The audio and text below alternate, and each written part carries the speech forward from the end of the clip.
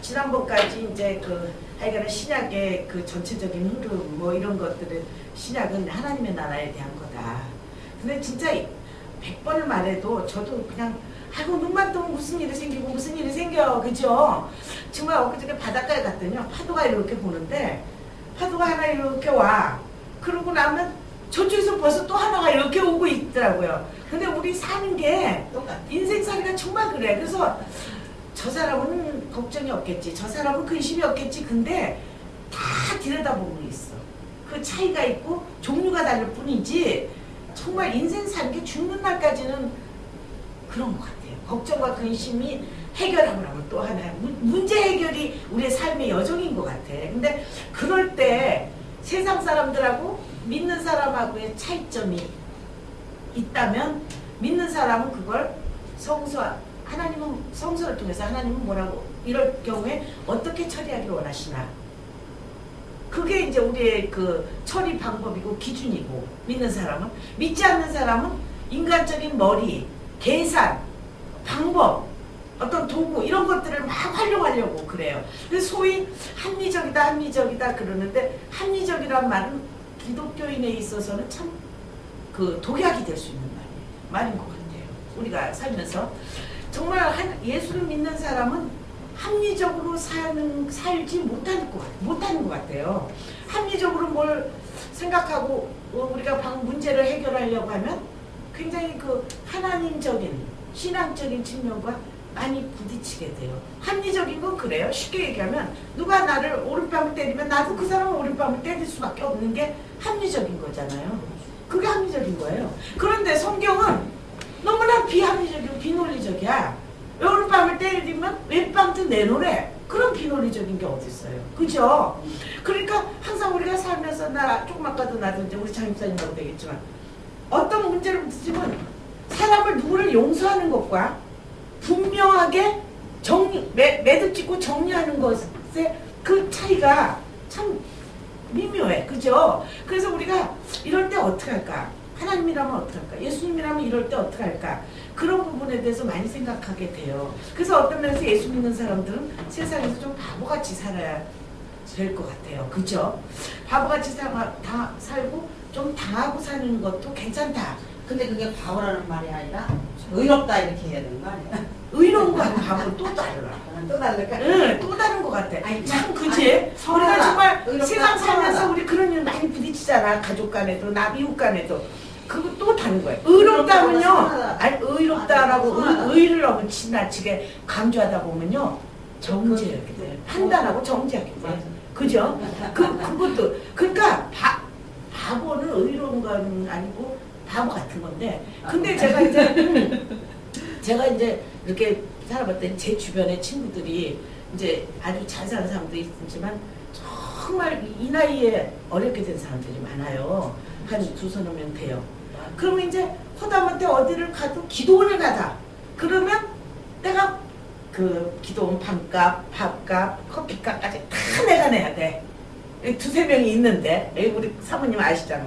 그럼 이제 다 내가 내야 돼. 방값. 그럼 또 닭갈비가 먹고 싶다. 거기 그 기도원 근처에 갈매상 거기 뭐 주꾸미 볶음 비싸. 먹고 싶대. 그럼 먹자. 그럼 당연히 돈은 강혜란이가 내는 거야. 근데 이제 그럴 때 제가 내요 당연히 내는데 가끔 가다가 왜 나만 내는 거야? 왜 지네들이 다 먹고는 나는 한 입 먹고 지네 세 입이 먹었는데 왜 내가 내야 되는 거야? 라는 생각이 솔직히 인간이 나 가끔 든 때가 있다. 근데 그때 하나님 그러셔요. 네 돈이냐? 내 돈이지. 네 돈이냐? 내 돈이지. 그리고 그래 나는 저 사람들은 사줄 수 있으니까 좋다. 내가 저 사람 얻어먹으면 뭐 좋겠어. 맨날 얻어먹고 다니는 게 뭐 좋겠나. 사줄 수 있게 나를 주셨으니까 감사하지. 경제적으로 그렇게 허락해 주셨으니까 감사하지. 그러거든요. 근데 그게 어떻게 보면 굉장히 바보 같은 생각이죠. 그럼 같이 가자 그럼 각자 돈 더치페이에 이뤄야 되는데 더치페이 할 수 없는 사람이 있고 있는 사람이 있고 할 수 없는 사람이 있거든. 근데 솔직히 더치페이를 같이 할 수 있는 사람하고 가면 어디 놀러 가거나 모임에 가면 그거는 굉장히 부담이 없고 좋은데 그렇다고 친구가 다 그런 건 아니거든. 우리 나이 되면 정말 그렇거든. 그러니까 그런데 그럴 때도 그리스도인으로서 내가 어떻게 해야 될까? 그러니까 이제 손해보고 살자. 그래서 하여간에 얘기가 자꾸 삼촌보러 갔는데 우리가 합리적이고 논리적으로 산다는 거는 크리스찬한테는 어울리지 않는 말이고, 크리스찬은 성서적으로 살아야 되는데 성서적인 거는 오른뺨을 때리면 왼뺨을 내놓아야 되는 게 성서적인 거야. 근데 그렇게 하면 굉장히 당장은 손해를 보는 것 같아요. 억울하고. 근데 지나고 보면요, 그렇게 산 게 복이더라고요. 오른뺨을 맞고 왼뺨까지 내놓은 게 복이지. 오른뺨 때렸어 너? 난 네 왼뺨 때리란다. 그러면 항상 부딪히고 살아. 그리고 그 당장은 내가 속 시원하고 이긴 것 같아. 근데 끝이 안 좋아. 그리고 당하고 손해보고 살면 그 당장 너무 억울해서 팔팔 뛸 것 같은데 지나고 보면 잘했다. 참 잘했다. 그리고 하나님이 내가 여기서 네가 나를 위해서 내 이름을 위하여 손해를 봤냐? 그러면 하나님이 채워주실 거고, 안 채워주신다 해도 내 사는데 지장이 없을 정도고. 그래서 제가 그런 생각을 해요. 크리스찬에게 있어서 합리적이다, 논리적이다라는 건 크리스찬은 아닌 것 같아요. 우리는 비논리적으로 살아야 돼. 좀 멍충하게. 그렇게 살아야 되는데, 제가 신학을 배우는데 이제 처음에 신학교 학생들이 들어오면 이래요. 우리 신학생들이 처음에 우리 목사님도 계시지만 이제 신학교 1학년 들어올 때는 아주 불타는 사명감으로 이제 들어오잖아요. 이제 나 이제 목회자가 되겠다라는 사명감으로 교회에서 꽤나 열렬했던 애들이 이제 신학생으로 들어오는 거잖아. 일반 대학 안 가고. 그런데 이것도 2학년, 3학년, 4학년 올라가면 신앙을 팔아먹는다 그래. 왜 그러냐면 신학교에서 논리적으로 가르쳐서, 이론적으로 가르쳐서 신앙을 팔아먹는다 그래요. 그래서 신앙이 떨어졌네, 신학교 오래된, 이제 학년이 높아갈수록 믿음이 떨어지네, 이래. 근데요, 그 고비를 넘으면, 그지 목사님? 그 고비를 넘으면 이 논리적인 거하고 다르지. 참 제 표현이 틀려서. 이론적으로 배운 것들이 다져지고 이게 쌓여져서 내공이 돼버려. 그죠? 그래서 이제 또 오히려 시간이 가면 이제 신학 공부를 더 많이 깊은 데로 들어가서 공부를 하면 오히려 더 신앙이 다시 좋아지고 더 정말 하나님의 요동하지 않는 믿음, 그죠? 반석 같은 그런 믿음으로 또 다져지더라고요. 그래서 제가 이제 우리 다른 데서 강의하고 이럴 때도 이렇게 보면 이렇게 청중들을 봐가면서 조금 같은 신학적인 얘기들도 좀 쉽고 편하게 은혜롭게 소위 은혜롭게 할 경우도 있고, 그러나 그럼에도 불구하고 조금 이론적인 것도 좀 딱딱하고 청중들이 좀 지루하게 들을지 모르지만 이론적으로도 강의를 해야 되겠다는 그 양자 사이에서 참 굉장히 많이 이렇게 저울질을 하게 되고 항상 그래요. 강의하다 보면. 근데 특히 이제 신학교에서 학생들한테 강의하는 거 쉬워요. 듣든지 말든지 니네들은 시험 볼 거니까 제대로 들어. 이제 이러거든. 그러니까 어렵게 해서 지네들이 줄리를 틀거나 말거나 이제 지겹다 그랬거나 말거나 이제 해버리면 돼요. 그냥 이론적으로. 근데 교회나 이런 데서 강의를 하면은 이제 이 중에는 노인네 권사님도 계시고 젊고 아주 똑똑한 이제 막 젊은 대학생도 있을 것이고 저런 청년도 있을 거, 이 레벨을 맞추기가 굉장히 힘들어요. 그러다 보니까 점점 그래서 이렇게 쉽고 편하게 그게 사실 실력이기도 해요. 곰사거 같고 이론이 그러니까 강의하는 사람 머릿속에서 곰사거서 그거를 실제적으로 이렇게 실생활에 적용될 수 있게 사실 강의하는 건 곰삭은 강의거든요. 오히려 그죠? 설리는 사람이 이론적으로 막 딱딱하게 가르치는 거거든. 그래서 이제 저는 전에 여기 노원순복교 유재필 목사의 교회 이런데 이제 권사님들 장로님들 모임 또 전도사님들도 오고 부목사들도 이제 그 강의를 이렇게 해보면 참 재미가 있더라고요. 그런 식으로 하니까 재미가 있는데 제가 이제 우리 교회에서도 이제 그랬어. 근데 내가 그동안에 너무 지금 그 얘기하는 거예요, 목사님. 너무 은혜롭게 한 것 같아. 이제 좀 딱딱하게 가보려고요. 이제 좀 딱딱하게. 그래서 이제 지난 시간까지는 이제부터 강의를 이제 짧게 할 거야. 이제 지난 시간까지는 이제 신약이 전체적인 한마디로 신약은 하나님의 나라의 시작과 전개 과정과 그리고 끝, 종말론이죠. 계시록까지가 다 하나님의 나라라는 주제로 돼 있다. 이제 이 얘기를 했고요. 이번 시간부터는 각 이제 신약의 책 제일 먼저 뭐가 나오냐면 복음서 나오죠. 복음서, 사도행전, 그다음에 이제 바울서신, 목회서신, 공동서신, 목회서신도 바울서신 들었지만 공동서신, 베드로전서, 뭐 유다서 이런 공동서신 그리고 계시록 이렇게 커다란 몇 개의 그룹으로 잡잖아요. 그래서 이제 그 큰 그룹 중에 오늘은 첫 번째 그룹인 복음서. 복음서의 이제 기본적인 줄거리는 하나님 나라와 대한 거지만 그 복음서의 그 큰 하나님 나라라는 대전제 밑에 소주제들이 있어요. 중요한 게 그게 이제 뭐냐면 기독론. 이 복음서에서는 예수님을 뭐라고 말하나, 어떻게 표현하고 있나. 그 다음에 이제 예수님의 뭐 윤리.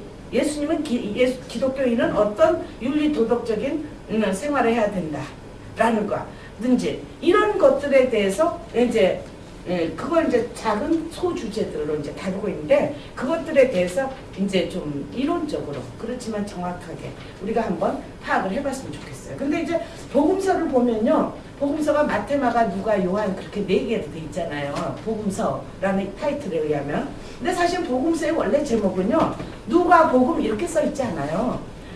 원래 복음서의 제목은 헬라어로 하면요, 헬라어를 영어로 보면 according to 누가, according to 마가 이런 식으로 돼 있어요. 그러니까 마가에 의해서 쓰여진 책이다. 이런 이름이지 원래 마가, 복음 이렇게 거스펠하고 마크 이렇게 써 있지 않아요. 원래 제목은 마가에 의해서 쓰여진 책이란 뜻이에요.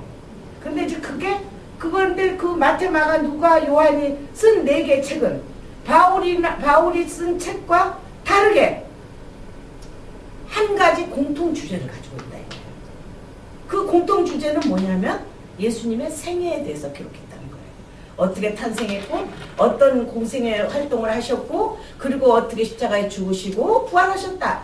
그 내용이 마태, 마가, 누가, 요한 4개의 책이 공통으로 주제가 그렇게 기록되어 있다는 거예요. 그래서 그 책들을 복음서다 이렇게 4개를 복음서라고 묶어요. 그래서 4개를 마태, 마가, 누가, 요한을 복음서라고 묶고 저기 없네 목사님? 저기요. 매직이 여기 뒤에 없나요? 네네. 네 개를 그래서 복음서라고 쓴 거예요. 처음부터 복음서 이렇게 이름 지어진 게 아니라는 거. 마태, 마가, 누가가 각각 서로 인종도 달라요. 여러분이 아시잖아요. 그죠? 마태는 유대인이에요. 이스라엘 사람이에요. 마가도 이스라엘 사람이에요. 근데 누가는 그리스 사람이 지금으로 치면 그리스, 헬라 사람이에요. 그리고 요한도 이제 이스라엘 유대인이긴 하지만 각각 자기들이 활동한 지역이 달라요. 어떤 사람은 로마에서, 어떤 사람은 예루살렘 그 근처에서, 이런 식으로 그 각자가 활동하거나 각자가 처한 환경이 다 다른데 그 다 다른 사람들이 누구에 대해서 썼다? 예수 그리스도의 전기에 대해서 썼다. 그래서 그 전기, 예수 그리스도, 곧 복음인 그분, 예수 그리스도가 곧 복음이니까 우리 예수 그리스도가 이 땅에 오셨다는 사실은 우리에게는 복된 소식이니까 기쁜 소식이고 복된 소식이니까 예수 그리스도에 대해서 이 4사람이 예수 그리스도의 생애에 대해서 또 집어서 예수 그리스도의 생애에 대해서 썼다. 그래서 그 마태와 마가와 누가와 요한을 복음서라 이렇게 얘기를 해요. 그래서 복음서라는 얘기는 한국말로 풀어서 쓰면 예수 그리스도의 전기를 기록했다. 예수님의 전기를 기록한 책이다. 직접적으로 기록했다. 근데 또 이 마태, 마가, 누가, 요한 중에 여러분들이 이제 마태복음서부터 요한복음까지 내리다지를 이렇게 쭉 읽어봤어요? 마태복음 읽었다, 누가복음 읽었다, 요한복음 읽었다 이렇게 하지 않고 마태, 마가, 누가복음, 요한복음을 지금 신약성경을 순서대로 처음부터 그렇게 차분히 끝까지 읽어본 사람 목사님 빼고 안 읽어봤어? 그걸 읽어봤더니 느낌이 어떻습니까? 마태복음 읽고 나서 마가복음 읽고 마가복음 읽고 나서 누가복음 읽으니까 느낌이 어떠? 솔직하게 얘기해봐. 느낌이 어떻습니까? 응? 보통 이렇게 쭉 연결되면은 응. 그 보통 이렇게 소설이나 이런 책들 보면 이렇게 쭉 연결돼서 나가는데 이건 이제 다 따로따로잖아요. 응. 그리고 그리고 솔직히 제일 처음 읽었을 때는 무슨 내용인지 하나도 몰랐어요, 솔직히. 그리고 그리고 이게 여기서 이렇게 좀 요즘 강의 듣고 하니까는 이렇게 연결되는 부분 찾게 되고 좀 그런 건 약간 연결이라기보다 지겹지 않아? 나는 처음에 아, 누가 예수 믿으라고 그 신약성경 집어주어서 마태복음서부터 성실하게 읽어보려고 읽어보면 대체적으로 마태복음 읽고 나서 아 이제 예수님 얘기가 끝났구나. 그런데 마가복음 보니까 또 똑같은 얘기가 또 나오대. 그렇지 않아? 그게 솔직한 얘기 아니야? 그 마가복음 읽고 나니까 누가복음 이제 좀 다른 뭐 좀 재밌는 다른 뭐 발전이 있어야 스토리가 전개가 돼야 되는데 그 얘기 또 하고 있잖아. 그게 솔직한 얘기 아니에요? 맞아요. 응, 그치. 그 얘기 듣고 싶었던 거야, 나는. 솔직히, 아니, 왜 4번씩이나 이렇게 한 벌만 있어도 될 텐데, 똑같은 얘기를 4번 반복하는데, 그래도 그 중에서 얘는 좀 달라, 요한복음은. 조금 달라, 그죠? 그 조금 신선해. 근데 이 세 분은 너무 똑같아, 거의. 어떤 학자가요? 아니요, 지금 이제 신학학자들이 이 세 책을 나란히 놓고 분석을 했어. 같은 것끼리 왜 그 우리가 왜 컴퓨터하면 이렇게 같은 것끼리 그랬더니 이 세 개가 너무나 어떤 건 구절까지 똑같아. 이 문둥병자가 병을 고치고 자기가 깔고 있었던 그 자리를 들고 일어나 나갔다. 헬라어 원전까지 똑같아. 헬라어 원어까지 똑같아. 그런 게 이 셋이 3분의 2 이상 똑같아. 3분의 1만 이제 내가 그냥 대충 더 정확하게 얘기할 수 있지만 3분의 1은 셋이 마태, 마가, 누가복음이 내용이 똑같은 게 똑같이 있어. 생각해봐요. 산상수훈 뭐 똑같잖아요 맨날. 그런데 3분의 1만 달라. 이 셋이 3분의 1만 달라. 그래서 이 세 책을 같은 복음서 4개가 다 복음서 4복음서인데 4개 복음서 중에 특히 또 이 책들 이건 좀 굉장히 좀 다르지. 요한복음은 많이 달라요. 예수님의 생애를 썼지만 복음에 대해 기록했지만 내용이 좀 많이 다르니까 조금 제껴놓고 이 세 책을 공관복음서라고 그래. 공통된 관점에서 보았다. 공관복음서야. 그래서 공통된 관점에서 보았다. 왜? 3분의 2가 똑같으니까. 실제로 그 문장 구절을 분석해보면 3분의 2가 토시 하나도 틀리지 않고 똑같은 것들이 많아. 그래서 3분의 2, 그래서 이걸 공관복음서라고 해. 그런데 또 이 세 개를 또 학자라는 사람들이 뭔가 할 일이 없거든. 공부하는 것밖에는. 딱 분석해서 파헤치는 것밖에 없거든. 그래서 그냥 공관복음서를 연구하는 학자들은요, 공관복음서만 뒤에다 요리 붙였다, 조리 붙였다, 요리 분석했다 이렇게 하거든요. 근데 이 세 개를 또 나란히 놓고 보니까 그 중에 얘 마가복음이 가장 짧아요. 복음서 중에 가장 짧은데 이 마가복음의 내용이 여기도 있고 마태복음에도 있더라 이거야. 그래서 사람들이 학자들이 나중에 뭐라 그러냐면 마태복음은 마가복음 제일 짧은 마가복음이 원자료인데 거기다가 마태가 자기가 본 추가한 내용을 섞었다. 그래서 마태복음을 만들었다. 누가복음은 마가복음에다가 누가가 자기만 더 덧붙이고 싶거나 더 추가할 게 있다 싶어서 넣었다. 누가가. 그래서 이게 누가복음이 됐다. 다시 말하면 이 세 개의 가장 중심에 누가 있어요? 마가복음이 있다. 그래서 마가복음은 원자료 가장 최초의 자료다. 그러면 마가복음이 왜 원자료라고 하느냐? 마가복음이야말로 하나님 예수님에 대해서 가장 간결하게 쓰였어요. 어떻게 태어났고 어떤 일을 하셨고 어떻게 제자를 선택하시고 어떤 설교를 하시고 어떻게 죽으셨다. 딱 그렇게 기록을 했어요. 거기에다가 마태는 근데 그 설교의 내용은 이러한 거다. 더 세밀하게 막 집어넣은 거예요.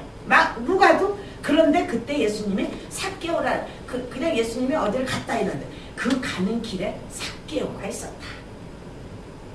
누가복음에만 삭개오 얘기가 나와요. 삭개오가 있었다. 더 세밀하게 집어넣는 거예요. 막 그래서 사람들은 이제 복음서 중에서 가장 엑기스 중에 엑기스는 마가복음이다 그래요. 마가복음이다. 그러니까 마가복음의 내용이 가장 간결한 예수님의 생애와 전기에 대해서 생애를 기록한 전기서다. 복음서다. 그래서 마가복음은 가장 핵심적인 복음서로 보고 마태복음과 마가복음과 누가복음은 공통점이 3분의 2나 되기 때문에 이 책들을 공관복음서라고 부르자. 그리고 요한복음서는 따로 이제 나중에 얘기할 거지만 나중에 신학적으로도 그래서 요한복음서 신학은 달라요. 신학교에서도요. 전공별로 공관서 신학, 요한복음 신학, 바울 신학, 베드로 신학, 이런 계시록 신학 이런 식으로 바뀌어요. 그렇게 분류가 달라요. 하여간 우리는 이제 마태, 마가, 누가에 대해서 먼저 달고 요한은 요한 신학이 또 따로 있어요. 같은 복음서지만.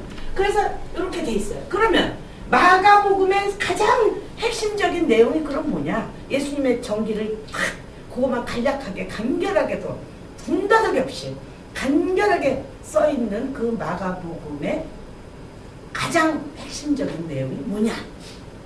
가장 핵심적인 내용이 뭐냐? 근데 그걸 복음이라고 그래요. 우리 왜 그러잖아요. 악월골 잡힌 데다 복음 들고 가버린다. 맨날 뭐만 어쩌면 복음 찾아가요. 복음을 찾아러 가는데 무슨 복음이 어떠고? 우리 기독교인의 그 상표 같아. 복음은 그렇죠. 복음이 기독교인에 있어서 상표 같아. 그런데 이 복음의 가장 간결한 엑기스만을 기록한 게 마가복음이래. 마가복음이래. 그러면 마가복음에서 그 복음 마가복음이 제시하는 복음의 내용은 뭘까요? 그 이제 학자들이 이제 그 마가복음의 내용을 이리 분석하고 저기서 하도 분석을 봤어요. 그래서 마가복음에서의 가장 핵심적인 내용이 뭐냐? 뭐인 것 같아요? 마가복음 읽어봤잖아요. 뭐인 것 같아요? 마가복음이 뭐예요? 하나님의 아들 예수 그리스도의 복음의 시작이라. 내가 그거를요, 제가요, 자랑이 아니라 박사과정에 오랄 테스트 하는데요. 헬라어로 내가 마가복음 1장 전체를 다 헬라어로 교수가요, 저보고, 목사님, 제가 헬라어로 논문을 쓰니까 저보고요, 마가복음 1장 1절에서부터 15절까지를 헬라어로 외워보라고 그럽니다, 날 보고. 근데 내가 안 외워봤거든요. 근데 이제 한국말하고 헬라어를 조금 이제 하니까 한국말로 된 마가복음을 하나님 아들 예수 그리스도의 복음의 시작이라 하니까 그걸 헬라어를 이렇게 두드려 맞춰서 나 이렇게 시작이다 이렇게 해갖고 이제 헬라어를 두드려서 했더니 너 헬라어에 엑셀런트래 나고 사실 아니었거든. 아주 익숙한 문장이었기 때문에 이제 그게 가능했었는데 딴 걸 했으면 큰일 날 뻔했지. 간단한 마가복음을 하라 그랬으니까 내가 통과를 했지. 그 참나 납작할 뻔했어요. 그 농담이고. 그런데 이 마가복음의 그럼 가장 읽어보셨으면 아시지만 마가복음의 가장 핵심적인 내용이 뭐예요? 예수님에 대해 기록했어. 근데 그분이 어떻다고? 마가복음의 가장 핵심적인 내용은 예수가 누구냐 하는 사실인데 그 예수가 누구냐? 누구로 돼 있어요? 마가복음에서 얘기하는 예수님은 어떤 예수님이에요? 태어나시고 죽으시고 마가복음은 탄생도 없어. 하나님의 아들 예수 그리스도의 복음의 시작이라 그리고 이제 금방 예수님이 이제 세례받고 어쩌고 저쩌고 했다고 그래. 그죠? 공생애가 시작돼 버려. 누구 요셉의 아들 있다는 것도 없어. 응. 그쵸? 그냥 공생애가 시작돼. 하나님의 아들 예수 그리스도의 복음의 시작이래. 하나님의 아들 예수. 그래서 마가복음을 떠받들고 있는 두 기둥이 있다고 해요. 기독론의 두 기둥이야. 그리스도론의 두 기둥. 하나님의 아들. 예수님은 하나님의 아들이고 동시에 사람의 아들이다. 인간의 아들이다. 인간의 아들. 이게 마가복음을 떠받치고 있는 가장 중심적인 뭐라 그래야지? 골조예요. 골조. 하나님의 아들이고 사람의 아들이다. 재미가 좀 없으려고 그랬죠. 그렇지만 재밌어요. 근데 이게 왜 중요한지 아세요? 이게 왜 중요하냐면요. 예수님이 하나님의 아들이고 사람의 아들이다는 이건 마가복음의 골조이고 복음의 골조예요. 복음의 골조이고 그 다음에 기독교의 골조예요. 기독교 그 교리 중에서 무슨 교리, 뭐 장로교 교리, 순복교 교리, 무슨 교리 잘났다고 칼빈의 교리, 뭔 교리, 아무리 교리 따져봐도 이 두 기둥이 부인되면 그건 이단이에요. 이 두 기둥이 부인되면 그것은 이단이에요. 지금 신천지가 어떻고, 뭐지 또 뭐 옛날 문성명이네가 어떻고, 뭐가 어떻고, 그 모든 게 어디에 걸려들어요? 이 두 개 골조에 걸려들어요. 둘 중에 하나를 훼손시키는 거예요. 하나님의 아들이다. 사람의 아들이다. 예수님은 이게 예수님이라는 거예요. 이게 예수님이라는 거예요. 예수님은 하나님의 아들이고 인간의 사람의 아들이었다. 그분이 이 땅에 언제? AD 0년에서 30년 AD 1년 초에 그분이 이 땅에 실제적으로 존재했었다. 하나님의 아들이고 인간의 아들이었던 그런 분이 실제적으로 환상이나 신화나 우리가 왜 당군의 자손이다. 무슨 음녀가 무슨 뭘 먹고 내가 사람이 돼갖고 우리의 조상이 됐다. 그래서 당군을 낳았다. 당군의 엄마예요? 그 사람이? 뭐 그래서 낳았다. 뭐 그랬고 우리가 당군의 조상이다. 근데 그거 실제로 그 당군이 역사적 인물이냐에 대해서는 우리는 신화라고 얘기한단 말이에요. 그죠? 후면의 이야기다. 박혁교세가 뭐 알에서 나왔다는 둥 뭐 있다는 얘기들 말이에요. 그게 다 신화다 이거예요. 그런데 예수님은 신화가 아니라는 거예요. 역사적 사실이다. 역사적 사실. 실제로 역사 가운데 일어났던 사실이다 이거예요. 환상도 아니고 누군가가 뭐 지난번에 구미에서 뭐 박정희 대통령 생가에서 뭘 했는데 반신이고 반인이라고 박정희 대통령을 누가 그렇게 얘기했다며. 그거 아니에요. 박정희는 훌륭한 분이지. 그분이 훌륭하고 이 나라를 위해서 그래도 우리를 뭐 과는 많지만 그래도 이렇게 굶지 않게 오늘날까지 이렇게 잘 되게 된 건 그분의 공도 있잖아요. 예, 그래 훌륭한 분이긴 하지만 신은 아니지. 반신반인은 아니지. 반신은 아니지. 그냥 인이지. 그런데 예수님은 온전히 하나님의 아들이고 온전히 인간의 모습으로 오셨다. 인간의 아들로 오셨다. 이게 기독교 복음의 핵심이에요. 교리의 핵심이에요. 이거를 부정하면 다 이단이고 모든 이단은 여기서부터 이걸 잘못 받아들였기 때문에 잘못 왜곡시키고 잘못 전파했기 때문에 지네들 마음대로 전파했기 때문에 이단이 되는 거예요. 그래서 마가복음은 모든 복음의 핵심이고 에피스예요. 그리고 거기다가 마태는 산상수훈, 예수님의 교훈 이런 것들을 그렇게 훌륭한 그 예수님이 이러이러한 말씀을 하셨다. 이러이러한 기적을 행하셨다. 이런 것들을 더 많이 집어넣은 거예요. 더 세밀하게 좀 더 이렇게 자세하게 설명하기 위해서. 그리고 누가도 마찬가지예요. 헬라 사람의 입장. 그런데 그분이 얼마나 그 삭개오 같은 사람, 죄인, 또 과부 이런 불쌍한 사람들에 대해서도 얼마나 사랑이 많았는지 몰라.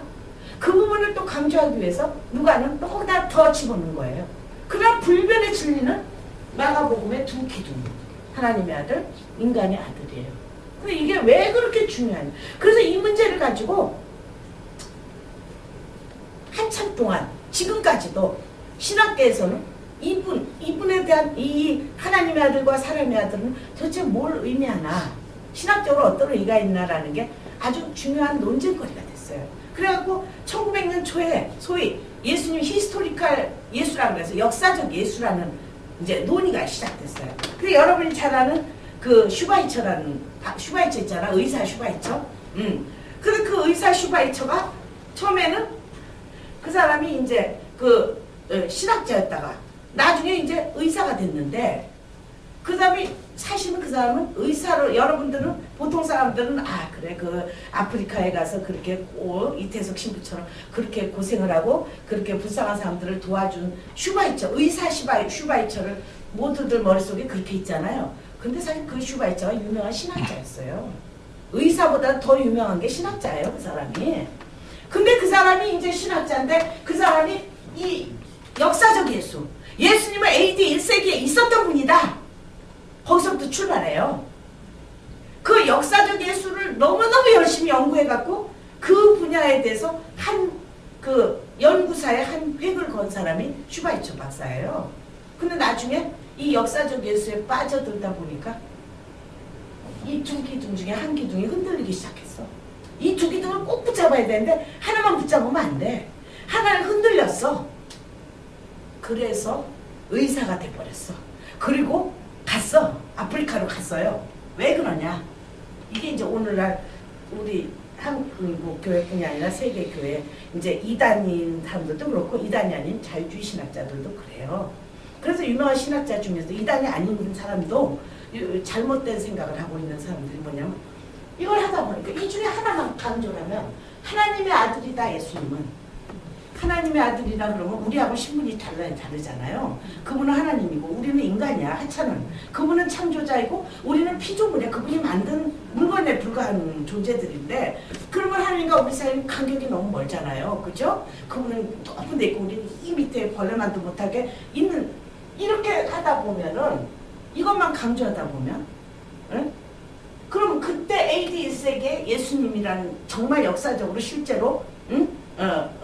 이 세상에 인간으로 오셨다는 그 예수님의 이야기가 신화가 돼버려요. 무슨 얘기인지 알아요? 신화가 돼요. 그런데 또 이걸 조금 약화시키고 예수님은 인간이었다. 요셉과 마리아의 자식으로 태어났다. 근데 이분이 이렇게 십자가에 죽으시고 이 모든 게 다 사실인데 요셉과 마리아의 아들로 태어났다라는 것만 역사적 사실이잖아요. 실제로 그랬잖아요. 우리가 조금 있으면 크리스마스. 이것만을 강조하다 보면요. 예수님은 어떤 분이 되냐면 훌륭한 종교가 훌륭한 종교가 윤리 도덕 선생, 내 이웃을 사랑하라, 오른뺨을 때리면 왼뺨도 내놔라, 뭐 이런 훌륭한 사랑에 대한 가르침을 가르친 선생님에 불과하게 돼버려. 그렇게 선생님에 불과하니까 그럼 예수를 슈바이치 박사는 나중에 어떻게 됐냐면 너무 역사적 사실을 강조하다 보니까 근데 그 전에 사람들은 또 예수님의 역사적 사실을 강조 안 하고 하나님의 아들만 강조하다 보니까 예수님을 신화로 만들어 버렸어. 예수님이 사실은 아닌데 그냥 사람들이 AD1세기 사람들이 지어낸 이야기 신화로 만들어 버렸어. 다빈치 코드도 마찬가지야. 역사적 예수라는 얘기를 막 하다 보니까 인간 예수에 대해서만 초점을 맞추게 된 거예요. 그러다 보니까 이제 예수님의 인간적인 모습을 막 파헤치기 시작하는 거예요. 그래서 슈바이처 같은 사람은 그래? 그럼 예수님이 인간적으로 이 땅에 오셔서 인간 중에 가장 훌륭한 인간으로 이 세상에서 어떤 일을 하셨을까? 병든 자를 고치시고 문득병자를 고치시고 창녀들을 보듬어 안고 그지? 세리마트같이 죄인들을 보듬어 안고 이런 일들만 하셨다.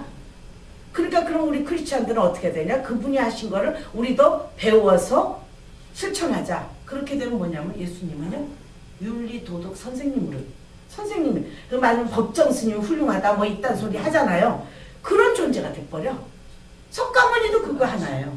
석가모니가 바로 그 인간의 아들이라는 측면에서만 본다면 예수님도 석가모니에 불과한 거죠. 석가모니 그러니까 불교하고 기독교의 차이가 바로 여기서 또 나오는 거예요. 석가모니는 하나님의 아들은 아니었어요. 절대로 아니었죠. 인간의 아들이었죠. 그죠? 그런데 인간의 아들 중에 아주 가장 윤리 도덕적으로도 훌륭하고 종교성이 강하고 그런 훌륭한 분이었어요. 인정해요. 훌륭한 분이었죠. 그러나 그분은 하나님의 아들은 절대적으로 아니었단 말이에요. 그러니까 불교에서 석가모니를 배운다라고 한다. 내가 불교 신자다. 그러면 석가모니가 가르친 가르침대로 우리가 이 세상을 살면은 이 세상을 해탈을 한다 이거예요. 해탈을 해서 부처가 되는 경지에 이른다. 그게 불교의 최종 목적지예요. 근데 우리는 이 두 가지를 다 해야 돼요. 다 해야 돼. 오늘 예수님은 하나님 인간의 아들에 불과하지 않다. 하나님의 아들이기도 하시다. 그러니까 석가모니를 뛰어넘는 능력과 권능을 가지신 분이다 이 말이죠. 권위도 있고 권위를 가지셨다. 그래서 이 두 가지 그러니까 이제 그 슈바이처가 그래갖고 인간의 아들을 초점을 하다 보니까 예수님이 하신 일은 다 옳았다. 인정해요. 옳았다. 훌륭하시다. 그러니까 우리도 그걸 본받아서 어떻게 해야 되냐. 나를 희생하고 다시 내가 의학을 공부해서 의사가 돼서 아프리카 그 오지에 가서 불쌍한 사람들을 병을 고쳐주고 내가 그 일을 해야 되겠다. 그것이 내가 그리스도인으로서 예수님을 본받아 사는 방법이다. 그래서 그 사람이 그걸 때려치우고는 그 유명한 신학자가 때려치우고는 의사가 돼서 람바레네 가서 거기서 봉사하다 죽었어. 근데 그 사람이 구원 받았겠어요? 못 받았겠어요?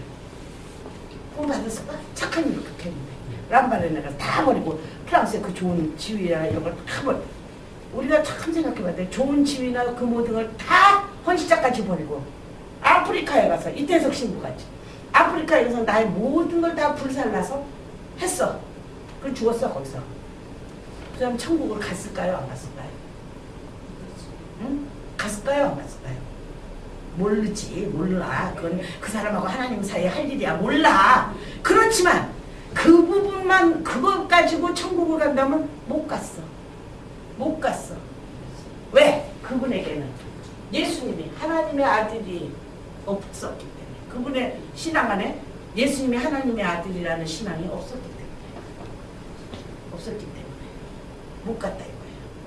아무리 이 세상에서 착한 일을 하고 아무리 구제를 하고 내 몸을 불살라 아프리카에 가서 가진 고생을 다 하다가 죽었다. 응? 최인혁 성교사가 성교하다가 복음을 전하다가 성교하다가 죽었다. 근데 그 마음속에 만약에 하나님의 아들이 없다. 그러면 그 믿음은 헛것이야. 바울이 헛것이다. 헛것이에요. 그래서 불교와 기독교의 차이예요. 아무리 그러니까 지금 오늘날도 내가 가끔 절에 가면요. 제가 우스운 얘기죠. 절에 가면 이제 그래. 맨날 남아탑에 간섭을 왜 지아비 내비두고 남의 애비를 저렇게 찾는다. 맨날 자기 아버지 내비두고 자기 아버지 하나님 내비두고 왜 저렇게 남의 애비를 찾냐. 그러면서 이제 그거 막 웃는데 사실 진정한 불교는요. 신이 없어요. 신적인 존재가 없어요. 그냥 윤리, 도덕, 불교, 공자, 그지? 유교 다 신 그런 게 영적 개념이 아니에요. 그 윤리, 도덕적으로 내가 나를 연마하고 도를 닦아서 내가 높은 도의 경지에 오르는다. 그게 목표잖아요. 근데 우리 기독교는 사실 그렇게 노력해서는 아무도 구원을 못 받는다고 아예 기본적으로 선언해버렸어. 니네들이 아무리 노력을 해봐라. 율법을 아무리 잘 지켜봐라. 구원을 받냐? 못 받는다 이거예요. 뭐가 아니면 하나님께서 우리를 전적으로 택해서 구원해 주지 않으면 우리는 구원을 못 받아요. 그쵸? 그러니까 이제 어떻게 하냐면 믿음만으로 가는 나라, 하나님 나라. 돈으로도 못 가요. 착해도 못 가요. 이뻐도 못 가요. 믿음으로 가는 나라, 하나님 나라잖아요. 다 그러다 보니까 또 거기에만 의존하다 보니까 믿음으로 간다고 해서 행동은 또 개떡같이 해도 믿습니다 하면 간다고 생각하는 사람들이 또 교회 안에 너무 많아. 자, 그러니 이 두 개의 기둥을 잘 유지하는 신앙이 얼마나 쉽고도 힘든지 몰라요. 그래서 기독교에서는 항상 지금도 신학자라고 잘난 척하는 아주 그 명성 있는 신학자들 중에도 여기에 치우쳐서 예수님을 논하는 신학자들도 많아요. 사실은. 근데 여기는 뭐가 있냐면 능력이 없어요. 성령의 역사가 없어요. 능력이 없고 그래서 어느 정도 세상을 착하게 세상에 도움을 주고 사는 인격자들은 양산할 수 있을지 모르지만 구원과는 관계가 없다. 구원과는 관계가 없다. 예수님이 하나님의 아들이어야 되기 때문에 아들이야만 우리가 그분을 믿고 따를 때 우리가 구원을 받아요. 그래서 기독교는 이 두 가지 기독론의 두 기둥이고 이게 복음의 두 기둥인데 이거를 막아보는 이 두 가지를 균형 있게 가장 잘 서술했다. 기록했다. 마가복음에서. 그래서 그 기독교의 엑기스 핵심을 갖고 있다. 그럼 마가복음에서 있는 이 두 가지 기둥이 왜 그렇게 중요하냐. 먼저 예수님이 하나님의 아들 예수 그리스도의 복음의 시작이라 마가복음 그렇게 시작하거든요. 근데 이제 그러다 보니까 누가복음은요. 그런데 마가는 아주 간략하게 하나님의 아들 예수 그리스도의 복음의 시작이야. 예수님은 하나님의 아들이야. 이렇게 정의하고 시작을 했어. 그런데 누가는 근데 왜 하나님의 아들이라 그러게? 궁금한 거야. 근데 어떻게 돼서 그분이 하나님의 아들이야? 그러니까 누가가 성령으로 잉태했다. 이렇게 부연 설명을 달았어. 그 앞에. 그래갖고 그죠? 안나에게도 보이고 스가랴에게도 보이고 이렇게 해갖고 마리아한테 어느 날 찾아오셔서 네가 성령으로 잉태하라 한다. 했다 이거야. 그래서 아기를 낳았다. 그러니까 얘는 하나님의 아들이다 이거지. 그 부연 설명을 집어넣은 게 누가 해요? 마태는 근데 그 예수님이 이 땅에서 뭘 하실 거냐? 하나님의 나라를 건설할 거다.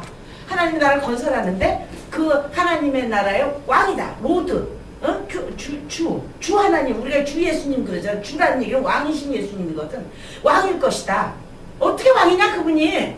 또 질문하는 무리들이 있어. 제가 어떻게 왕이냐? 제가 나사렛에서 목수의 아들인 주제. 제가 저 사람이 어떻게 왕이 될 수가 있냐? 우리의. 그랬더니 족보를 따지기 시작하는 거야. 누가 누구를 낳고 누가 누구를 낳고 누가 누구를 낳고 거슬러 놓을까 이스라엘의 정통 왕가, 저기 태조 임금의 정통 가문가처럼 이스라엘 정통 왕가인 다윗 가문의 후손이다. 그러니까 왕이 될 수 있다. 부연 설명을 마태가 집어넣은 거예요. 원래 마가는 하나님의 아들, 사람의 아들을 얘기했는데 마태는 이래서 하나님의 아들, 이래서 사람의 아들이다. 부연 설명을 집어넣은 거예요.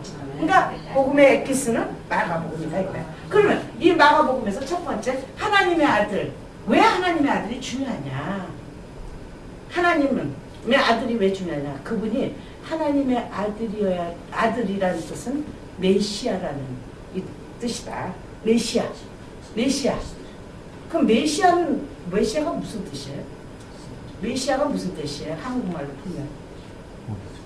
응? 구원자. 왕, 구원자. 특히 구원자라는 이름이 의미가 있어요. 그건 뭐예요? 죽을 수밖에 없는 사람들을 구원해주는 구원자라는 거예요.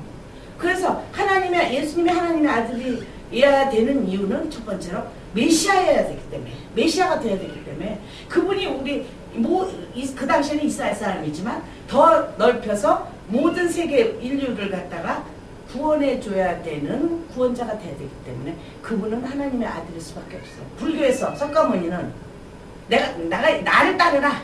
내 방식대로 살면 니네도 득도를 한다. 난 이렇게 살았다. 니네도 그렇게 살아라. 그걸 보여줬어, 석가모니는. 근데 예수님은 나를 따라서 나대로 살아라가 아니야. 뭐예요? 내가 너희를 건져내 주겠다 이거예요. 직접. 나를 따라서 너희가 나를 닮아서 살면 구원받는 게 아니라 네가 지금 더럽고 추하고 죄인인 거 나 다 알아. 너 지금도 죄 짓고 있는 거 다 알아. 그렇지만 내가 너를 구원해 낸다. 그게 메시아예요. 내가 스스로 노력해서 걸어가는 구원이 얻어내는 구원이 아니라 하나님, 나는 가만히 있는데 능력 없고 힘도 없고 그래서 가만히 있는데 가능성도 없고 근데 하나님이 우리를 강권적으로 예수님 메시아가 우리를 자기 직권적으로 왕이 너 죄 없어. 너 오늘부터 죄 없어. 사면해 줬다 이거예요. 사면해 줬다. 그래서 우리는 구원을 받는다. 그런 의미에서 예수님은 메시아라는 거예요. 메시아. 그 다음에 두 번째 그 메시아와 관련된 뭐냐. 하나님의 아들이 왜 하나님의 아들이어야지 우리를 구원해 줄 수 있느냐. 이 세상의 모든 인간은 원죄가 있는데 모두 죄의 부모에서 태어났고 죄된 성품을 가지고 있는데 내가 죄인인 주제에 내가 조금 우리 권사님보다 조금 착하긴 해. 권사님 나보다 조금 더 낫고 그렇다고 해서 내 죄도 감당 못하면서 권사님 죄까지 짊어질 수는 없어. 내가 깨끗해야 저분의 죄를 내가 대신 탕감해 줄 수. 빚 없는 자가 빚진 자를 탕감해 줄 수 있지. 지 빚도 못 갚는 주제에 남의 빚까지 싸잡을 수는 없다 이 말이지. 근데 예수님이 하나님의 아들로 이 땅에 오셨다는 얘기는 육신의 부모에서 태어나지 않은 순수 하나님의 깨끗한 순수한 성품이기 때문에 죄 짓지 않는 본질이기 때문에 죄 많은 우리들의 죄를 감당할 수 있는 자격과 능력을 갖춰지게 됐다. 그리고 아까 얘기한 것처럼 또 그러기 때문에 예수님은 그 요한은 뭐라 그래요? 그 예수님이 창조부터 하나님과 창조에 동참을 했대. 창조를 했대 이 세상은. 다시 말하면 그 물건을 만든 창조한 그분이 그 물건을 팔 수도 있고 부실 수도 있고 보완할 수도 있고 그 물건을 좌지우지할 수 있잖아요. 그죠? 그것처럼 그 예수님이 하나님의 아들이기 때문에 당신의 창조, 피조물인 저와 여러분을 당신의 직권으로 구원해 줄 수 있는 자격과 능력이 있다. 그래서 우리 마가는 그 부분을 강조하고 싶었던 거예요. 강조하고 싶었어요. 그래서 예수님이 비록 인간의 모습으로 마리아와 요셉의 아들로서 태어난 것 같지만 본질은 마리아와 요셉의 아들 인간의 본질이 아니라 하나님의 본질을 가지고 있다. 성품. 거룩하고 거룩, 사랑, 전지전능 무소부재 모든 하나님의 본질을 갖고 계신 분이다. 그분이 우리하고는 질적으로 다르다. 종류가. 그게 이제 소위 하나님의 아들의 그 아들이라는 명칭 속에서 우리에게 제시해 주려고 하는 예수님의 한 기둥이에요. 모습이에요. 자, 근데 그분이 하나님이 이 땅에 오셔서 그냥 아예 너 죄 없어. 죄 졌는데 제가 옛날에 그때 저기 뭐야 우리 여러분들은 젊은 사람 잘 모르는데 우리가 옛날에 그 문세강이라고 있었어. 그 저기 유경수 여사를 죽였거든요. 총 쏴서 죽였는데 이 문세강이가 예수를 믿고 죽었대요. 저기 저 감옥에 갔고 누가 또 그것도 전도를 한 거야. 그거 그냥 죽게 내버 지옥 가게 내버려줘야 되는데 그걸 누군가가 또 전도를 했대네. 그래서 그 사람이 해결을 하고 죽었대요. 사형을 당했대. 근데 유경수 여사는 그때 불교를 아주 훌륭한 분이잖아. 인격적으로도 박정희 대통령보다 몇 배나 훌륭하다고 지금도 존경하는 사람 많잖아요. 자, 거기서 봐봐요. 그렇게 훌륭한 분인데 그분이 예수를 안 믿고 그분이 저를 뭐 불교를 그렇게 무셨대요. 근데 총을 맞아서 자기가 회개할 기회도 없이 그냥 깨끗하게 죽어버렸네. 즉사로. 그치? 즉사해버렸잖아. 저 회개할 능력이 없고 예수 믿을 시간이 없었어. 죽었어. 근데 둘이 다 하나님 앞에 갔어. 누가 구원을 받았게? 그게 아주 옛날에 아주 유행어였었어요. 기독교회 내에서. 누가 구원을 받았을까? 근데 억울하고도 억울하게 유경수 여사는 구원을 못 받았고 문세강이는 구원을 받았을 것이다. 그럼 참 그거 너무 억울한 거 아니에요? 너무 억울한 일이죠. 그죠? 참 억울한 일인 것 같아. 예. 근데 뭐 그 성경적으로 볼 땐 그렇다. 그러거든요. 근데 그걸 왜 그러냐? 누구든지 예수를 믿으면 구원을 받는다고 했는데 유교사가 아무리 훌륭한 일을 하고 인품이 고결하고 우리 같은 예수 믿으면서도 막 사는 사람들하고 다른 성품이라고 하지만 그 사람은 1%가 부족해. 2%가 부족해. 예수를 안 믿은. 문세강이는 사람인 범이고 못됐지만은 예수를 믿은 그 한 건으로 구원을 받았다. 그게 다르다 이 말이에요. 근데 이제 예수님이 그렇다 그러면 예수님이 만약 그런 식으로 직관적으로 얘기를 한다 그러면 이제 예수님이 하나님의 아들이기만 하다. 그러면 모두에게 너 용서해라, 용서했다, 구원시켰다. 말로만 그 권세만 가지고도 충분히 하실 수 있는 분이잖아요. 그죠? 굳이 십자가에 달려 죽으실 필요가 없어.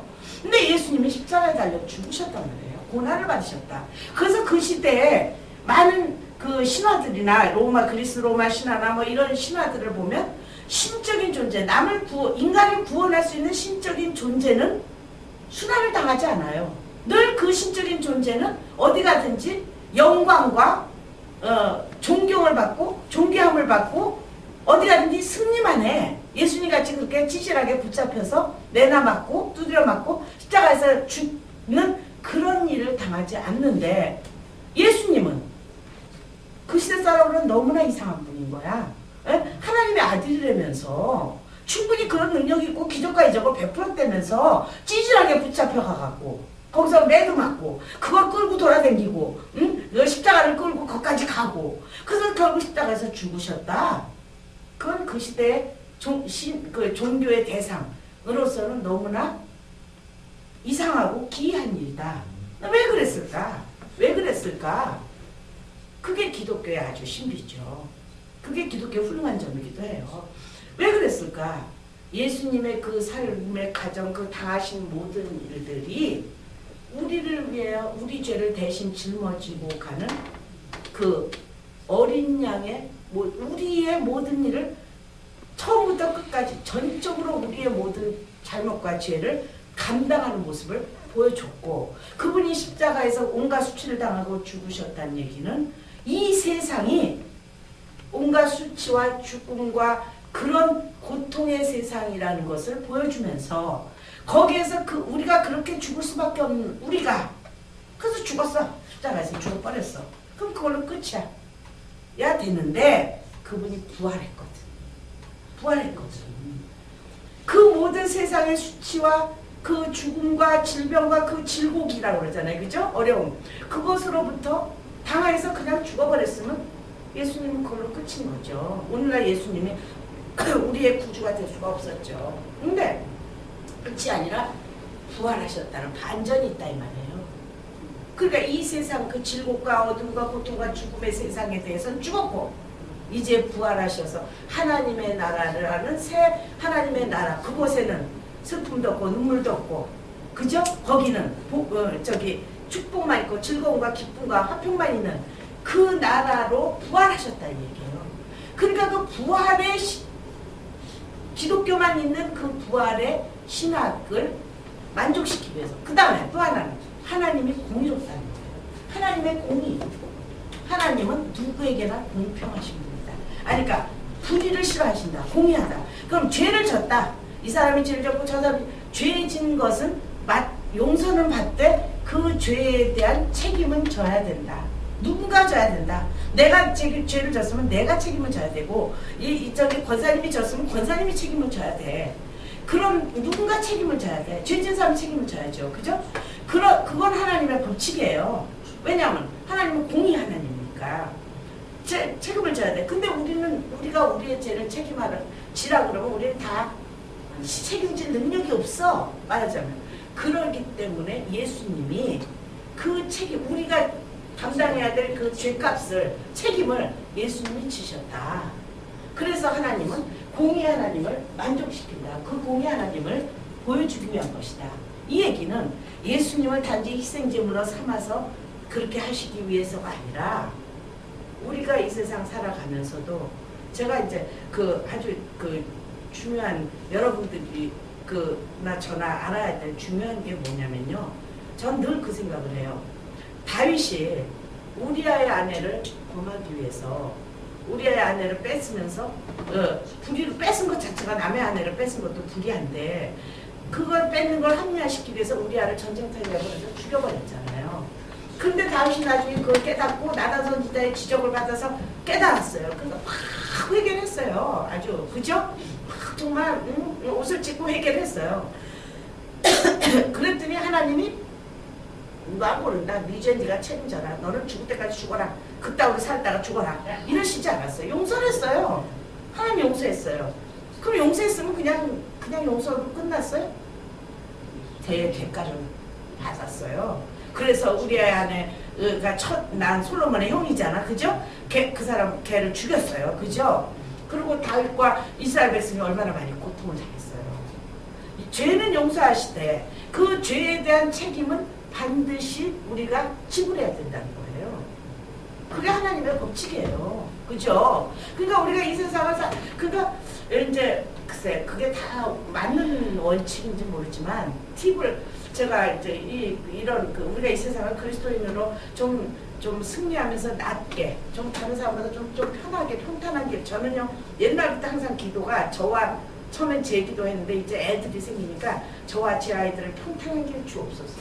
저는 큰 인물이 되고 싶지가 않아요. 우리 애들도 그 세상에서 무슨 순교해서 바울과 같이 되는 거 별로 원치 않으니까 조용히 살고 편하게 그 예수 믿다고 그런 마음이 있어요. 그죠? 부모들 그렇잖아요. 하나님 평탄한 길 주옵소서. 그 기도가 제목 기도였는데 요즘은 이제 좀 바뀌긴 했지만 진짜 그런데 그렇게 가늘고 굵게 길게 사는 게 좋은 것 같아요. 근데 이제 제가 막 굵고 짧게 막 연단과 시련을 당하고 이러는 사람들을 이렇게 옆에서 그동안에 이제 이 나이 먹도록 신앙생활을 많이 보잖아요. 그죠? 근데 한 가지 공통점이 있다는 생각을 했어요. 이것도 건방진 소리인지 모르지만 조금 도움이 될 것 같아요. 여러분들, 제가 살아온 경험에 의하면 그게 뭐냐면요. 내가 뭔가 잘못을 이제 우리한테 어떤 문제가 딱 부딪혀 오잖아요. 이 세상 살면서 막 정말 우리가 감당하지 못한 어떤 질병이라든지 사업의 뭐 실패라든지 뭐 이런 직장의 문제 이런 게 딱 부딪혀 오면요. 먼저 기도해봐야 돼. 하나님, 이게 왜 왔을까? 이 고통이나 이 질병이, 이 어려운 문제가, 우리가 감당하기 어려운 이 문제가 왜 내게 왔을까? 그럴 때 여러분들은 어떻게 해결해요? 그 문제가 왔을 때, 아우 재수없어 진짜. 왜 이 문제가 나한테 해피는 온 거야? 딴 놈들은 다 잘만 사는구나. 왜 나만 이런 꼬라지를 다 당하고 살아야 돼? 그러면서 이제 그 다음에는 어떻게? 누구 도와줄 사람 없을까? 법적인 문제? 누구가 변호사를 안다는데? 누구가 뭐 경찰을 뭘 안다는데? 이제 쑤시고 돌아다녀. 그 막 머리를 이제 굴릴 거야. 이럴까 저럴까 막 요건 요렇게 해서 대체하고 그래요? 그래요? 어때요? 문제가 부딪힐 때 어때요, 여러분? 어때? 자기는? 나 몰라 우리 남편이 알아서 해야지. 그렇지. 그럴 것 같아. 나 몰라 임수사가 알아서 해야지. 내가 할게 뭐 나는 애 낳기는 돼. 그게 그렇게 편한 팔자지.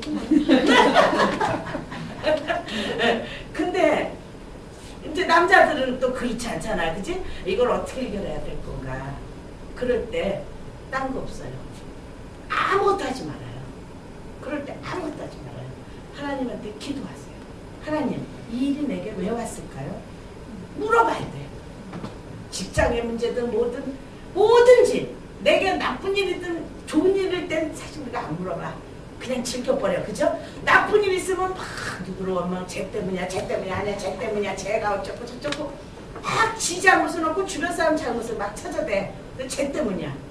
근데 아니에요. 쟤 때문도 아니고 내 때문도 아니고 하나님 때문에. 사실은 그래. 모든 문제의 원인에 하나님이 계시다는 걸 항상 잊어버리면 안 돼요. 우리는. 나쁜 일도 아이러니컬하지만 나쁜 일도 하나님이 계셔요. 참새 한 마리도 하나님이 허락하지 않으면 안 떨어진대. 참새 한 마리도 그거 하나님 허락하지 않으면 안 떨어진대. 그날 해필이면 사냥꾼의 총에 개가 왜 맞아 죽었을 거야. 그 참새가. 응? 그것도 하나님이 허락하지 않으시면 안 된다. 그러면 나한테 아무개를 그 저 왼수 같은 저놈을 붙여준 것도 하나님이 하셨다 그러면 좀 죄송한데 하나님의 계획 안에 그 문제가 있었다라고 한다면 우리는 어떻게 해야 되겠어요? 그러면 어떻게 해요? 원망해. 하나님 해필 저 인간을 내 남편으로 보내주셔서 내가 이 꼴을 좀 당해야 돼요? 아니에요. 그럼 우리는 어떻게 해야 돼? 그래서 범사에 감사해야 돼. 좋은 일에만 감사하는 게 아니라 나쁜 일에도 감사해야 돼. 왜냐하면요. 나쁜 일이 합력해서 선이 되고 위기가 기회가 되거든요. 진짜 그렇디다. 저도 지금도 뭐 제가 뭐 일 때문에 많이 머리가 아파도 그러나 맨날 헤헤거리고 웃을 수 있는 건 그 법칙을 알고. 그러니까 저는 문제가 오면 우리 사모님이 나 지금 깔짝거리고 약을 올리고 화를 내게 해. 저 양반을 보면 화가 나. 때리고 싸우고 아니면 말다툼이라도 해야 돼. 근데 저 양반을 보지 말라니까. 도대체 저 양반이 갑자기 왜 저러냐? 왜 그럴까? 이렇게 보면 저 양반 뒤에 하나님이 계셔요. 하나님이 뭔가를 나한테 변화를 시키기 위해서 뭔가를 하기 위해서 하나님이 저 양반을 시켜서 깔쭉거리는 거야. 약오르게 했어요. 근데 그게 합력해서 선을 이루는 거거든요. 이게 어려운 얘기예요? 아주 쉬운 얘기예요. 그러면 하나님이 저 사람을 시켜서 나에게 이 고통을 준다. 그럼 문제 해결은 끝난 거예요. 시킨 분이 해결도 할 거 아니야. 시킨 그분이 해결도 할 거 아니야. 하나님이 이 사람을 시켜 나를 고통을 줬어. 그러면 저 사람을 조종하신 그게 욥기 아닙니까? 그죠? 저 사람을 조종하신 그 문제를 느끼신 그분이 이 문제를 결국은 해결해 줘. 어떻게? 합력해서 선으로 해결해 주신다. 그렇게 생각하면 문제될 게 없는 거예요. 그래서 우리가 문제가 부딪히잖아요. 그럼 야고보서에 1장 1절에서부터 13절까지요. 보면 시험이 3가지가 나와요.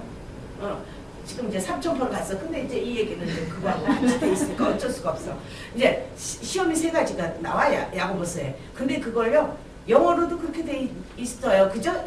NIV나 뭐 RSV는. 그런데 헬라어로 보면 기가 막혀. 3가지 시험. 너희가 시험을 만나거든 만나거든 이런 시험을 만나면 이렇게 해라. 저를 처방전도 3가지야. 그 1장 1절에서부터 13절 집에 가서 읽어보세요.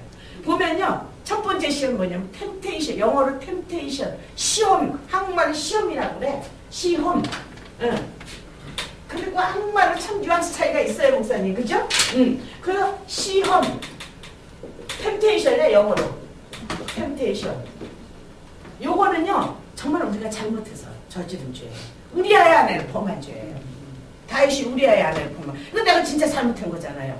이거는 뭘 해야 돼? 이 시험을 만나면 어떻게 해야 돼, 우리가? 처방을 어떻게 해야 돼요? 회개해야지. 먼저 회개해야지. 잘못했다고 하나님한테 그래야지. 그럼 하나님은 어떻게 해요? 용서해요. 그 대신에 뭘 해요?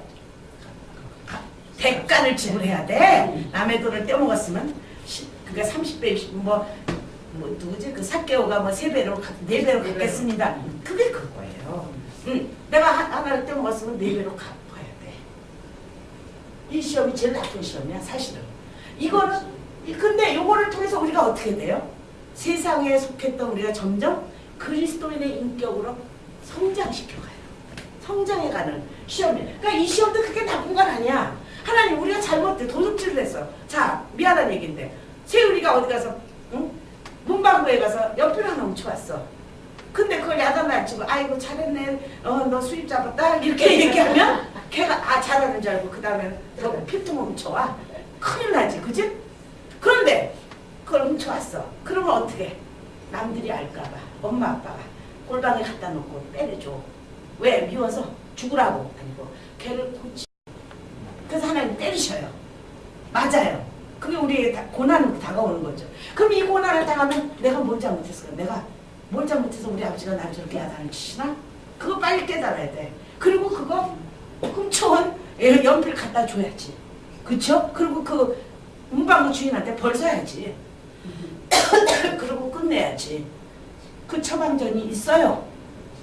있어요. 야고 보세요. 그 다음에 두 번째 시험은요. 영어로 나 이건 뭐라고 해야 되나? 트레이닝. 일단 트레이닝. 영어 그죠?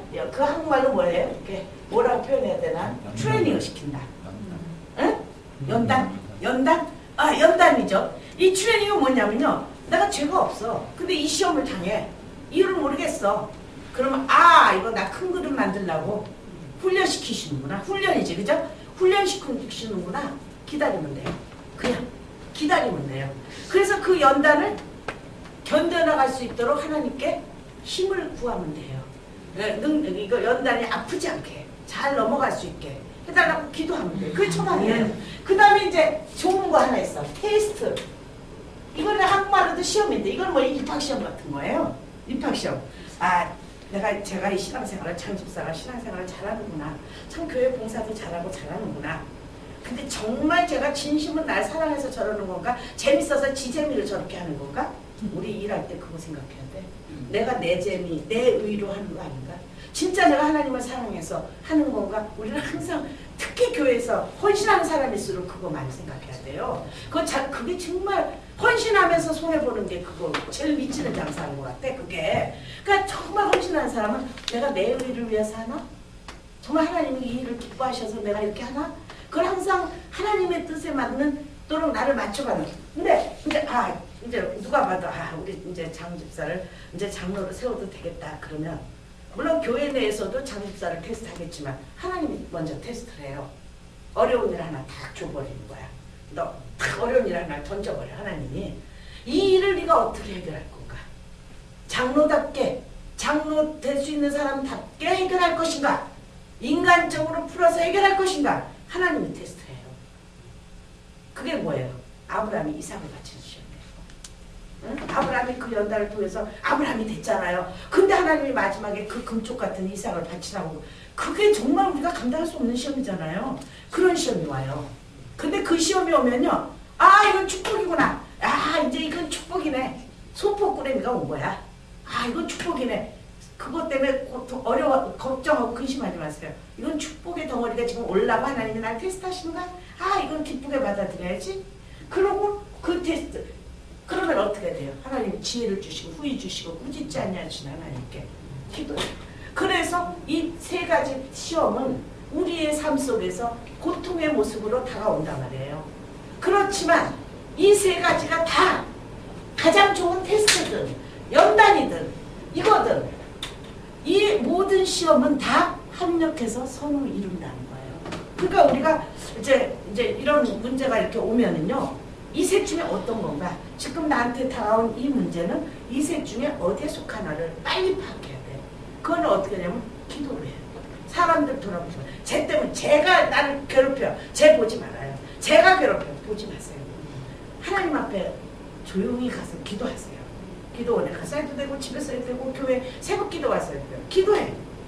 기도해서 이 셋 중에 어떤 거냐? 처방이 다 다르니까 이걸 빨리 얘기해야 돼. 버팅기면 버팅길수록 더 이거 버팅기면 템테이션 시험은요 버팅기면 버팅길수록 더 바닥까지 가. 큰일 나. 바닥까지 가. 버티면. 이 시험은요, 기쁘게 즐겁게 받아들여야 돼. 이 시험은요, 견뎌야 돼. 시간이 가야 돼. 그러면 결국은 합력해서 우리가 하나님이 기뻐하시는 인간도 되고, 그 인격도 되고, 그 다음에 주변의 상황이 합력해서 나중에는 아브라함이 이삭을 바친 후에 하나님 앞에 잘했다, 그 인정받, 여호와 이래 해갖고 인정받고, 그 다음부터는 아브라함에게 시험이 없었어요. 그 이전까지 얼마나 시험이 많았어요. 그죠? 어려움이 많았지만, 이삭을 바치는 그 시험 끝나고는 아브라함은 소설로 치면 잘 먹고 잘 살았더라. 평생에. 그렇게 끝나는 거야. 그죠? 복의 근원이 됐잖아요. 그러니까, 우리가 항상 이 어떤 어려움이나 고통이 오면, 신의 겁을 먹고, 아이고, 이제 난 죽었다. 아이고, 이제 이거는 못 해결해. 아이고, 나는 죽었다. 이제 이거 어떡하냐. 아이고, 한가물에 풍덩. 가자. 크리스찬은 그거는 그렇게 하면 안 된다고. 죽을 수밖에 없다. 세상에 죽을 수밖에 없는 일 없더라고요. 솟아날 구멍이 있더라고요. 하나님은 항상 막으시는 것 같아서 한 구멍은 비우나 나갈 구멍을 해놓으시더라고요. 지나고 보니까 진짜 우리 그렇잖아요. 우리 나이 든 사람들은 그거 알아. 그러니까 여러분들 무슨 젊은 사람들도 무슨 그런 일이 부딪힐 때마다 아유 이제 큰일 났네. 우리 망했다 이제. 아유 세리 아빠 이제 우리는 망했나봐. 이제 우리는 어떻게 할지 모르겠어. 그러지만 절대 특히 여자들이 한나처럼 기도해야 돼. 아니야 남자들이요 또 실망을 잘해. 절망하면 남자들은 아주 팍 까우러져. 삶은 배추 모양. 근데 여자들이 용기가 있어. 그럴 땐 아이고 세리 아빠 걱정하지 마. 하나님이 우리한테 한백에 선을 주시려고. 이것 때문에 우리 더 좋은 일이 있을 거야. 걱정하지 마. 그래야 돼. 응? 그게 여자들이 하는 일이야. 있는 집사가 해결할 거라고 생각하지 마요. 하나님이니까. 그러니까 이 엄마가 애들도 그렇고 남편도 그렇고 출세시키는 건 엄마예요. 여자한테 달렸어요. 그래야 사모님 소리를 듣는 거야. 사모님 소리 아무나 듣는 게 아니에요. 남편이 차돌이같이 나가서 애를 낳아도 아닌 척하고 있어야지 그 사모님이야. 같이 날뛰어대면 다 같이 그지 개망신당해. 부인은 아닌 척하고 우리 남편 절대로 힐러리가 그랬잖아. 우리 남편은 절대로 그런 사람 아닌 것처럼. 그렇게 해야 되는 게 부인이거든. 그죠? 그래야 나중에 사모님 소리를 들을 자격이 있지. 아이고 알아서 하겠지. 지 알아서 하겠지. 안 되면 너 왜 그렇게 바보같이 살았니? 그렇게 얘기하면 안 돼. 서로 도와야지. 그죠? 그러니까 우리가 하여간에 시험을 다 시험이 당해. 없는 사람은 없어요. 그렇지만 시험을 당할 때 우리는 절대로 이 시험으로 인해서 꼬꾸라뜨림을 당하고 멸망당하지 않는다는 거예요. 왜? 예수님이 이미 이 세상에 있으시면서 온갖 수모와 박해와 십자가의 죽으심까지 다 감당했기 때문에 이제 내가 다 이뤘다 이러셨거든요. 그랬기 때문에 우리는 예수를 믿는 우리는 절대로 이 일 때문에 꼬꾸라뜨리거나 망하지 않아요. 절대로. 결국은 우리는 합력해서 선을 이루시고 이길 수밖에 없다. 근데 이제 교회에서 가장 경계해야 될 부분이 그거. 특히 순복음교회. 난 교단을 내가 얘기해서 순복음교회가 좋은 점이 있어요. 내가 지나고 보니까 나는 내가 순복음교회에서 철든 신앙생활을 했다는 걸 참 다행이라고 생각해요. 어떤 면. 근데 또 거기서 나오게 된 것도 또 더 다행이라고 생각해요. 왜 그런지 아세요? 다행인 점은 하나님을 너무 가깝게 만나게 해줘요. 순복음교회 하나님은요. 바로 내 옆에서 나를 도와주신 하나님이에요. 항상 그건 순복음교회 따라가야 돼요. 우리 모두 그래야 돼요. 그죠? 하나님은 그냥 우리가 예배 오면 예배 왔나보다 갔나보다 여기에 계신지 안 계신지 그럼 큰일 나요. 하나님은 우리가 화장실에 가 있을 때도 우리가 잘 때도 우리 옆에 계시다고. 나랑 항상 함께 하시다고. 그거를 잊게 하는 거. 하나님과 우리 사이를 아주 긴밀하게 하는 거. 순복음교회 그걸 철저하게 교육을 해요. 지나치게. 그치? 그래서 참 저는 그게 순복음교회에서 내가 대학 이제 졸업하고 어른이 돼서 결혼하고 나서 순복음교회를 다니기 시작했는데 옛날에 감리교 우리 엄마가 권사하고 그랬어도 그걸 몰랐거든요. 그냥 교회 오면 아주 성실하게 경건하게 예배 드리고 하고 나도 그랬지. 근데 하나님이 내 안에 들어와 계시고 나와 긴밀한 교제한다는 걸 체험하지 못했어요. 근데 순복음교회는 그거를 매 예배 때마다 강조를 해. 참 그거는 훌륭해요. 근데 이제 거기에서 철이 들어야 돼. 거기서 이제 그 하나님을 믿고 맘대로 까불어. 행동은 개떡같이 해도 천국 아래목 특혜 사놨다고 생각하고 개떡같이 해. 그건 안 돼. 그게 잘못돼요. 근데 이제 장로교나 이런 데는 그리스도인이면 그리스도인답게 살아야 된다. 아버지의 마음에 드는 아이로 성장해야 된다. 그걸 가르치거든. 그래서 순복음교회 한 개예요. 거기까지 못 자라는 거야. 그러니까 그 이상 또 자라야 돼. 근데 장로교는 반대로 아주 철은 들었어. 굉장히 아주 다 그런 건 아니에요. 죄송해요. 장로교는 그렇다고 그런 게 아니라 그냥 보편론 얘기하는 거예요. 비방하려는 거 아니까. 근데 보통 일반 교회들은 어떻게 하냐면 이 성도들이 이제 참 믿는 사람으로서 참 정직하게 살아야 되고 겸손하게 살아야 되고 사랑이 막 그렇게 윤리도덕적으로 이렇게 살아. 근데 결정적인 순간에 하나님이 어디 계신가? 그럴 때 많아요. 그렇죠? 윤리도덕적인 거, 그 그리스도인으로서 어떤 본인이 되려고 하는 그런 거 율법적이라고 볼 수도 있고, 그죠? 그런 거에만 막이라는 거, 그런 거에 주로 치우치다 보면요, 결정적인 어려움이나 이런 일을 당할 때 하나님 어디 계신데? 하나님이 지금 나를 도와주고 계신 거야? 나 이때는 나 혼자 죽으란 말이야? 이런 생각이 들어. 혹시 그렇지 않은가 한번 생각해봐요. 이 두 가지가 다 같이 두 개의 기둥으로, 아까 치워졌네. 두 개의 기둥으로 나가야 돼요. 그 중에 하나만 치우치면 우리의 신앙은 절름발이 신앙이에요. 잘못된 신앙이거든. 그러니까 뭐 저도 여러분이 보시다시피 실족할 때도 있고, 저도 굉장히 화를 막 냈다가 특히 아무개 집사님 때문에 막 교회에서도 정말 제가 창피할 정도로 너무 화가 나고 답답하면 막 교회에서도 내가 여러분들이 계신데도 내가 아무개 때문에 못 살아 막 이제 이러잖아요. 저도 그런 인간적인 모습을 많이 보여서 창피하기도 한데, 그리고 여기 서 있는 거하고 실제 생활은 뭐 여기 서에서는 하나님 말씀만 하는 거니까.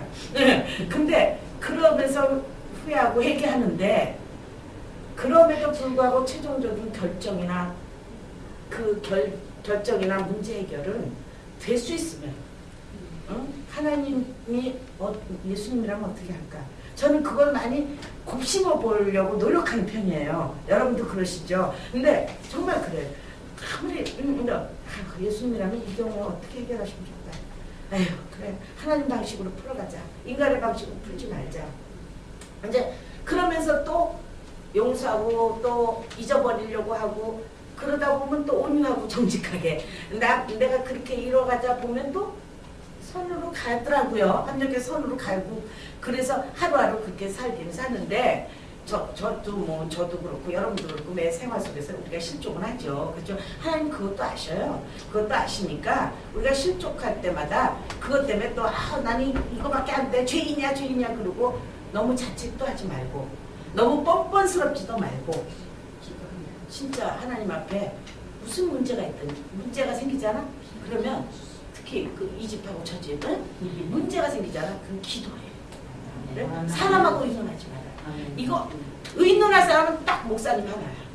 왜냐하면 저 양반은 법적이나 이런 거 몰라. 다만 저 양반은 근데 성경에 이렇게 있고 말씀이 이렇게 하나님이 이렇게 해주실 거야. 그 얘기는 해줄 수 있는 분이잖아. 그러니까 목사님한테 왜는 얘기하자 하지 말고 하나님 앞에 얘기하세요. 그러면 하나님이 어떨 때는 참아라, 네가 참아라, 그러실 때도 있고, 또 누군가를 붙여주실 때도 있고, 진짜 그러시더라니까. 저는 여러분들이, 저도 그렇지만 여러분들도 저도 우리가 하나님하고 매 순간 교제하는 사람들이에요. 저도 아침마다 우리 새송실교회 위해서 기도할 때 나 장집사, 황집사 다 쳐들어서 기도하면서 나 딴 기도 안 해. 잘 먹고 잘 살게 해달라 기도 안 해요. 나는 이분들이 하나님 만나게 해달라. 하나님과 대화하는 크리스찬들이 다 되게 해달라고. 우리 임 집사님 하나님과 대화하는 크리스찬들이 되게 해달라고 그렇게 기도해요. 그런 게 뭔지 아세요? 영혼이 잘 되는 거예요. 그러면 범사가 잘 되고 강건해지거든요. 그러니까 이제 애들 문제나 모든 문제를 하나님한테 기도하세요. 사람, 여러분들의 문제를 해결해 줄 사람이 이 세상에 하나도 없어요. 하나도 없고 그래요. 그래서 복음서에선 하여간에 이런 이제 하나님의 아들과 사람의 아들이 이 두 가지 중요한 기독론이라는 거, 그다음에 결론적으로 다른 종교의 지도자들에게서는 볼 수 없는 마음의 뜻 승천했어요. 순환 당하지 않았어요. 근데 우리 예수님만 십자가에서 순환을 당했다. 그건 우리가 당할 순환을 본인이 담당했다. 그러니까 아. 우리는 이제 그 순환과 이 고통들하고 우리하고는 상관이 없다. 지금 우리에게 부딪히는 순환들은 그냥 이것도 지나갈 거다. 그 전도서에 그죠? 이것도 지나간다. 제가 지금 그 구절이 생각이 안 나요. 이것도 지나가리라. 그죠? 예, 이것도 지나가리라. 그러니까 여러분들이 이제 문제를 저도 마찬가지예요. 저와 여러분 우리가 결론적으로 얘기하면 문제를 볼 때 문제를 무서워하지 맙시다. 응? 우리 서로 그렇게 마음을 먹읍시다. 문제를 무서워하지 마요. 어떤 문제가 와도 이길 수 있어 우리는. 왜? 우리 아버지 하나님이 우리를 지켜주시니까.